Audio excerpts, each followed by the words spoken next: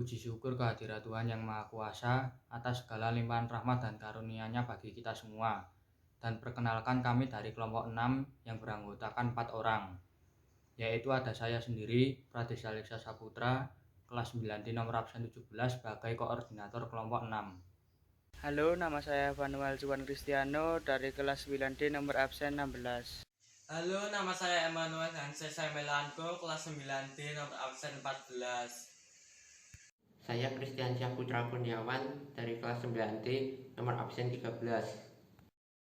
Pada kesempatan kali ini kami akan memberikan vlog yang bertema Cinta Alamku, Cinta Hidupku. Aktivitas fisik itu ada 3 macam, yaitu ada aktivitas fisik yang ringan, lalu ada aktivitas fisik yang sedang, dan kemudian ada aktivitas fisik yang berat. Aktivitas fisik ringan itu adalah aktivitas fisik yang hanya memerlukan sangat sedikit tenaga, dan biasanya aktivitas fisik ringan itu tidak akan menyebabkan perubahan dalam pernafasan atau kesehatan tubuh kita. Dan ada beberapa contoh aktivitas fisik yang ringan. Ini adalah contoh aktivitas fisik ringan, yaitu adalah berjalan kaki menaiki tangga.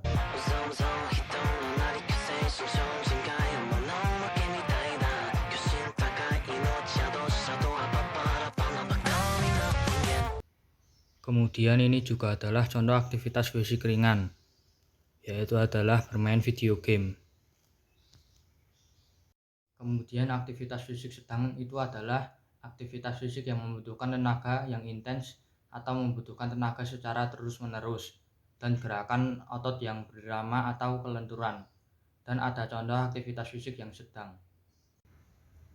Ini adalah contoh aktivitas fisik sedang, yaitu adalah bermain alat musik gitar.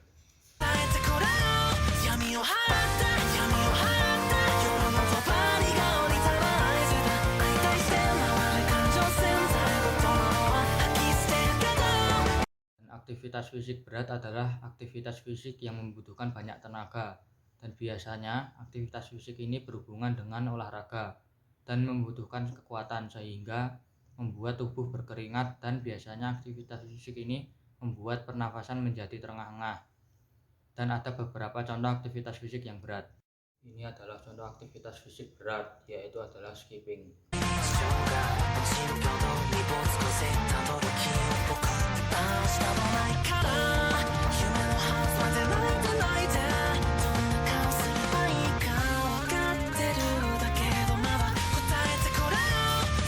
Kali ini saya akan menjelaskan tentang fungsi peranan tanah bagi tumbuhan.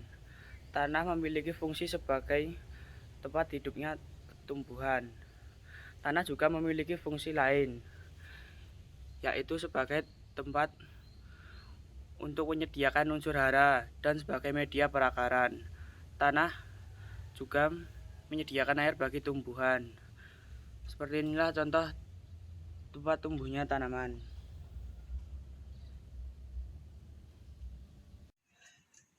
Selain itu, organisme di dalam tanah dapat melakukan penguraian yang terhadap bahan-bahan organik yang berasal dari sisa makhluk hidup.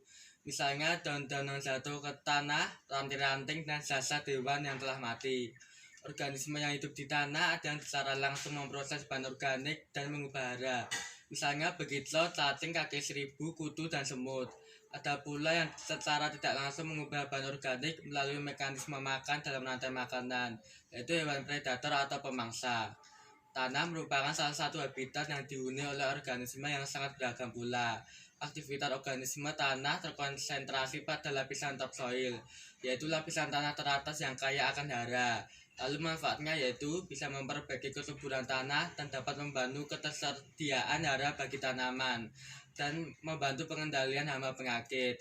Organisme tanah memerlukan makanan, oksigen, air, dan habitat yang layak untuk tumbuh. Selain itu, dalam Mazmur 24 ayat 1, Tuhanlah yang punya bumi serta segala isinya, dan dunia serta yang diam di dalamnya. Sebagai manusia yang beriman, kita harus bersyukur atas apa yang Tuhan berikan. Tuhan menciptakan langit, bumi, dan segala makhluk hidup termasuk manusia yang segambar dan serupa dengan Allah. Jika ada langit, bumi, dan segala makhluk hidup tetapi tidak ada manusia, maka keberadaannya tidak berguna. Sebaliknya, jika tanpa langit dan bumi, maka manusia dan segala makhluk hidup tidak akan hidup. Hal itu, langit, bumi, segala makhluk hidup, dan manusia saling bergantung, sehingga kita harus menjaga dan merawat ciptaan Allah. Tetapi banyak orang yang tidak peduli alam sekitar, bahkan ada juga yang sengaja merusak alam. Sebagai contoh, penebangan pohon secara liar, membuang sampah sembarangan, dan perburuan liar.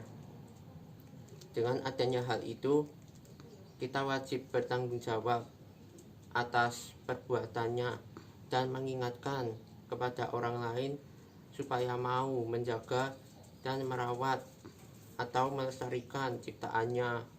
Sebagai contoh,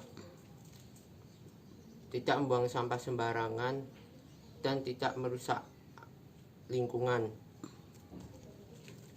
Terima kasih atas waktunya telah menonton video dari kelompok kami. Jadi marilah kita menjaga dan melestarikan alam, sehingga jika kita berbuat baik kepada alam, maka alam akan berbalik memberikan yang terbaik kepada kita. Jangan lupa like video ini dan subscribe ya. Terima kasih, sampai jumpa.